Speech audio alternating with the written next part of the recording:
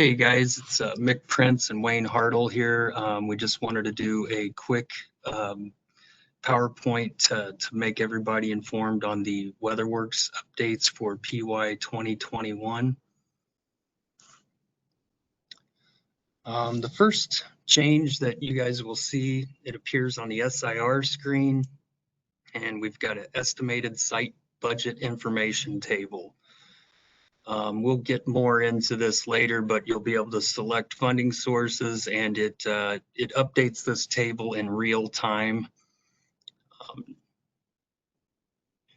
The next change you'll see is the energy savings and SIR tables.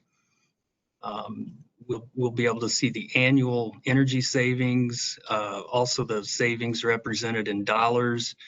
We'll see the original SIR or the DOE SIR for the project, and that'll be represented in the SIR optimized work order number. Below that is the SIR current work order, and basically if you're selecting measures with an SIR below 1.0 for braided funding, this SIR will update in real time. What we're doing this year is the project has to have a 1.0 greater SIR on the current work order.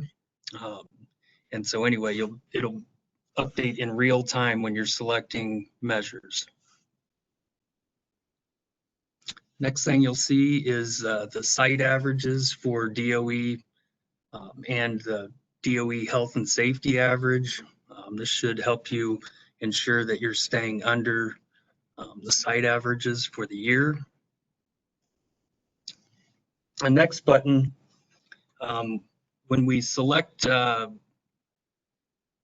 measures for the work order and we select the funding source, we can click this funding analysis button, and it basically runs an edit check, which will ensure that you haven't selected a measure less than 1.0 with DOE funds, or that you're within your budget limits as far as HHS, DOE, and state.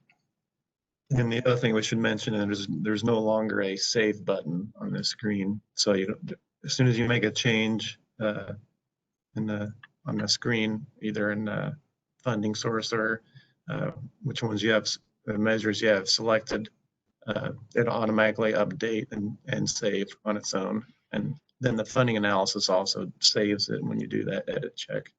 Yeah, and you can exit the screen without hitting the funding analysis button, and there could be some errors. The next time you come onto the DOE's, or excuse me, SIR screen, it will represent the errors that you may have.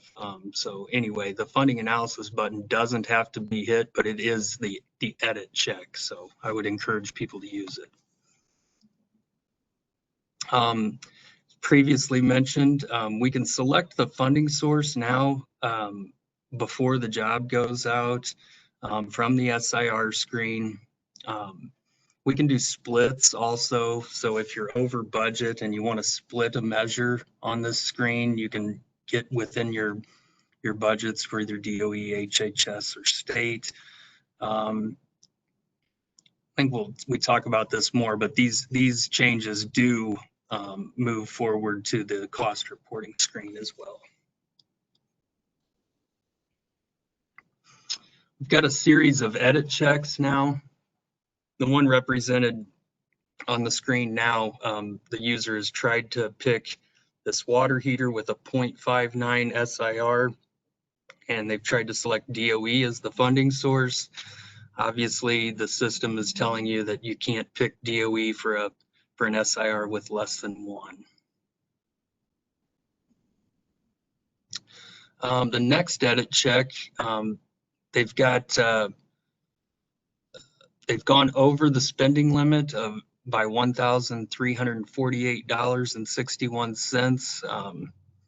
It's worth mentioning now the new spending limits for material and labor will be $8,000 instead of $7,500 for PY21. At any rate, this is just telling the user that they're above their maximum cost for HHS. Another edit check. This is telling the user that they're over the maximum allowable for this job by $116.81.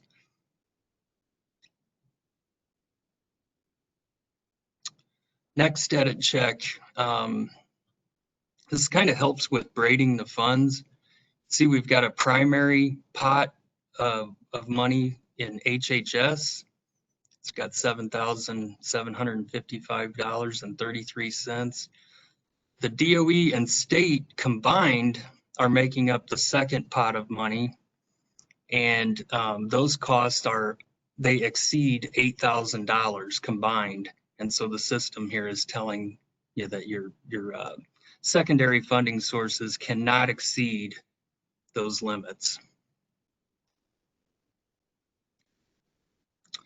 It's hard to represent this in a PowerPoint, but the SIR current work order has real-time updates. So as soon as you click on pipe insulation, for instance, you'll see the SIR change right there in the SIR current work order. So if you've got a long list of braided funding measures, and you'll be able to tell in real time whether or not you're still above the 1.0 for the SIR current work order. The same thing when you select the funding source. Once you select the funding source, it'll update the budget table. You'll know what your balance is. After changes are rolled out, all jobs will need to be recalculated. This is a job that was in existence before IT made these updates. You can see in the box in yellow that the energy savings are not represented on this job. So what everybody will need to do is recalculate these jobs. We don't anticipate seeing changes really in the SIRs themselves. We haven't made any calculation changes, but we do need to get those numbers represented. We report to the governor's office on our savings, things like that. So we definitely need the jobs recalced so the savings are represented. Right, this is just illustrating that after the recalc, now you can see we've got close to $1,200 in electric savings and a whopping $6 in natural gas savings on this home.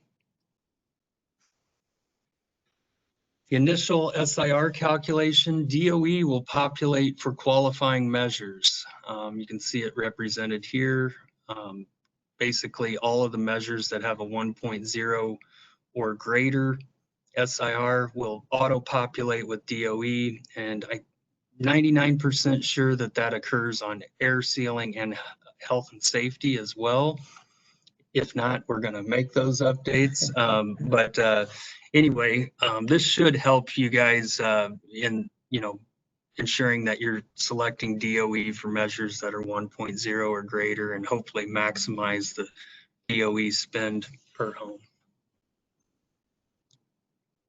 Funding source selections and site budget information carry over to the cost reporting screen. So any of these selections you're making as far as funding source goes, the budget information, it'll be represented in the estimated cost on the cost reporting tab.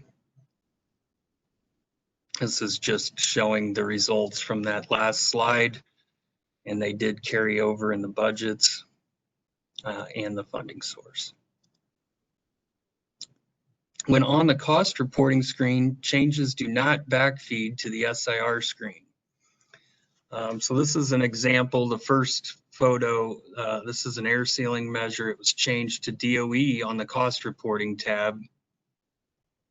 In the slide below, it's just showing that this did not backfeed over to the SIR screen. So this still gives flexibility to the cost reporter to change funding source and make, fine-tune adjustments on the cost reporting side. But those changes will not be represented back on the SIR screen. Right, and so the budget tables on those two screens won't necessarily be the same if you've made changes on the cost reporting screen. Right. If you've gone in and your actual costs increase, it will look different from SIR screen to cost reporting screen. Anyway, we think these changes will create efficiency, help with the braided funding, and prevent the potential for disallowed costs. I don't want to speak for Wayne, but we're really excited with the changes we've made. We think that, you know, we're going to carry a lot of this over into the new system as well, and hopefully you guys like the changes. One more slide, Wayne. Anyway, if you guys have questions, you know who to email. Thanks a lot.